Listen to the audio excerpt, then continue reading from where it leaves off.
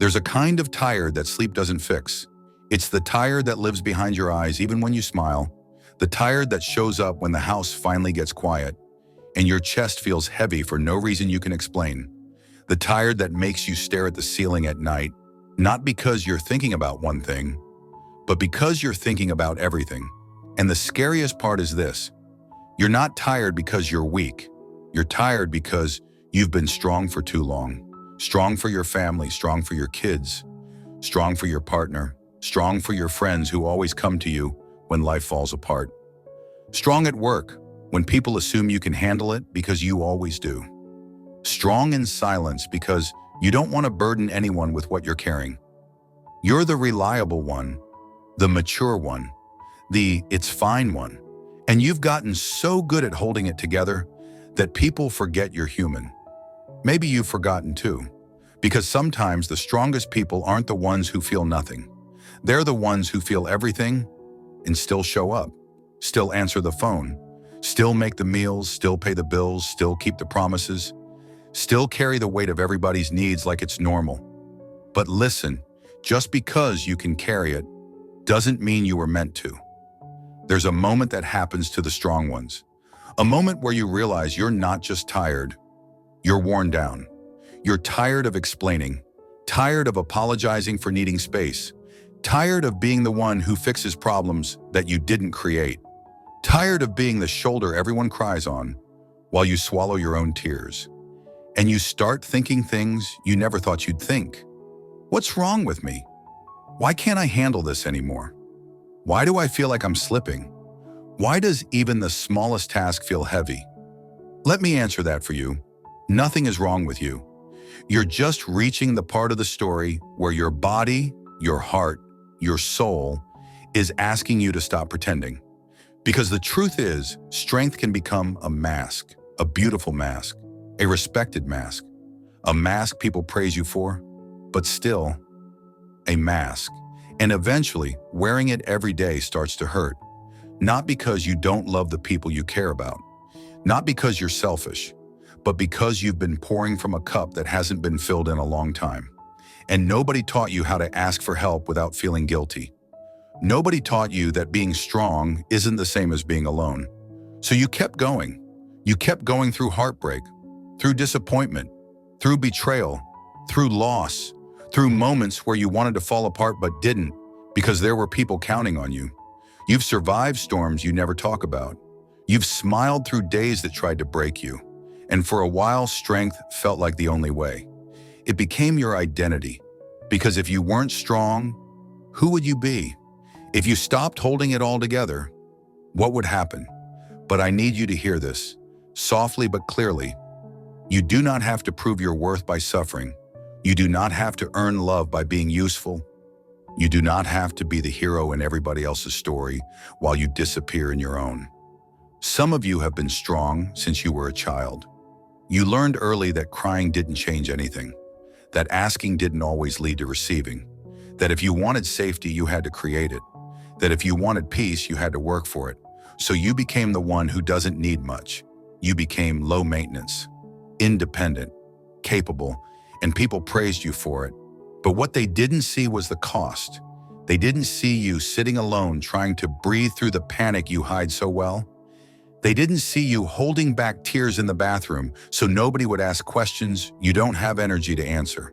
They didn't see you staring at your phone, wanting to text someone, anyone, but not knowing what to say because your pain doesn't fit into a small message. And you know what hurts the most? When you finally start to crack, people act surprised because they've never seen you not okay. And sometimes they don't know how to hold you.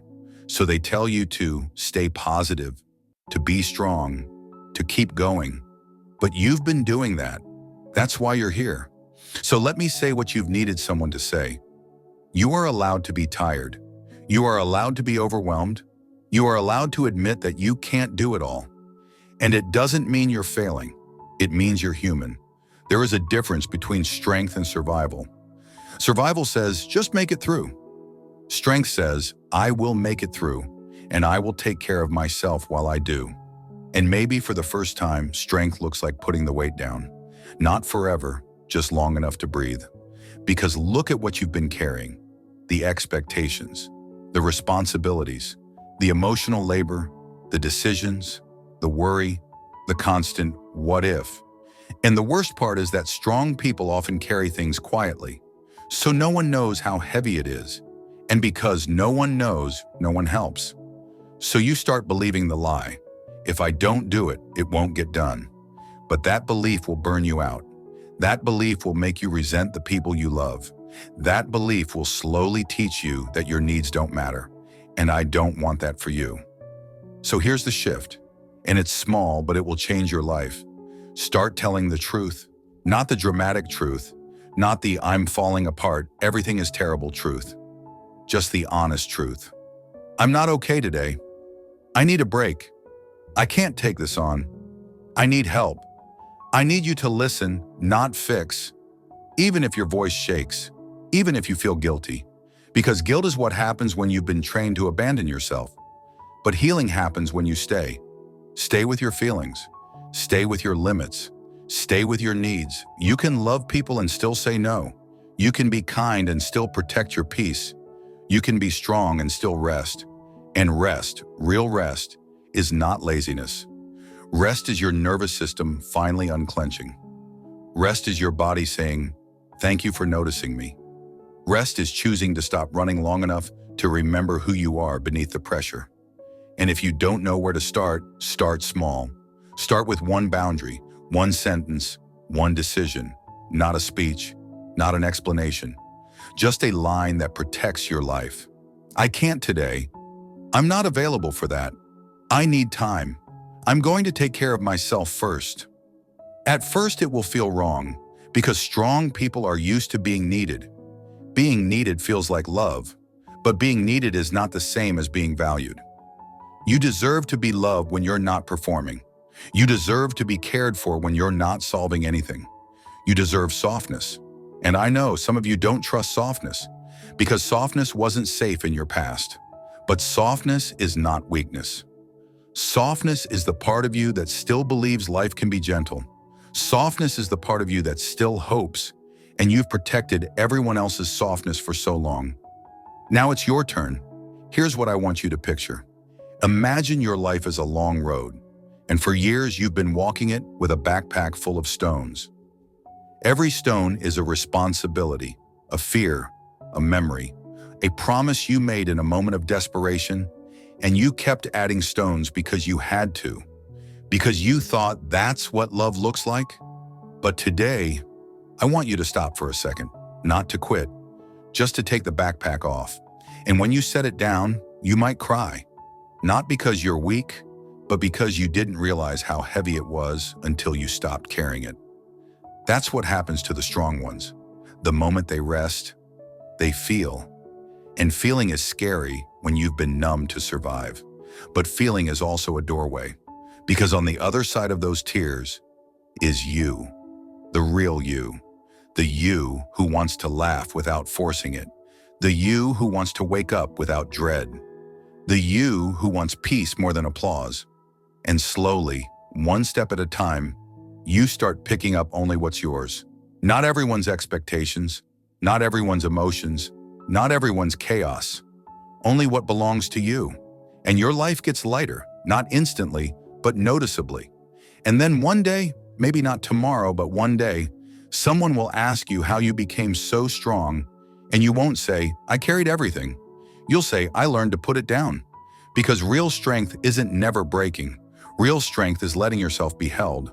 Real strength is admitting you need help. Real strength is choosing healing over proving.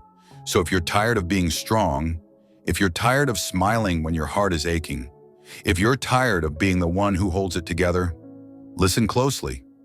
You don't have to be strong today. You only have to be honest. Honest about your limits. Honest about your needs. Honest about what you can't keep carrying. And if all you can do right now is breathe, if all you can do is sit with yourself and whisper, I'm tired, that is not failure. That is your soul telling the truth. And the truth is where healing starts. So tonight, be gentle with the one who's been so brave.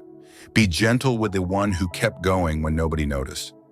Be gentle with the one who carried things that were never meant to be carried alone. Because you're not alone, and you were never meant to do this all by yourself.